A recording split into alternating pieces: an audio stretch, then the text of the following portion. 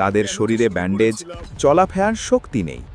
তারা যখন একে অপরের দিকে তাকিয়ে আফসোস করছিল, ঠিক তখনই দেখা গেল এক অদ্ভুত দৃশ্য।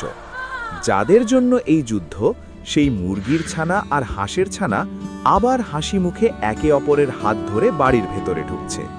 তাদের মধ্যে কোনো রাগ নেই, কোনো ঝগড়া নেই, তারা আগের মতোই বন্ধু। আসলে ছোটদের ছোটখাটো ঝগড়া নিয়ে বড়রা যখন অহংকার আর জেদ দেখায়, তখন ক্ষতিটা বড় দেরি হয়। শিশুরা সহজে ক্ষমা করতে জানে, কিন্তু আমরা বড়রা কি তা জানি? এসো একসাথে তুলি। হ্যাঁ, আমরা পারবো। দেখো গ্রামটা কত সুন্দর। এসো বন্ধুরা, সবাই মিলে খাই। হ্যাঁ, আনন্দ করি। খাবার ভাগ করে নাও। একসাথে ভালো লাগছে।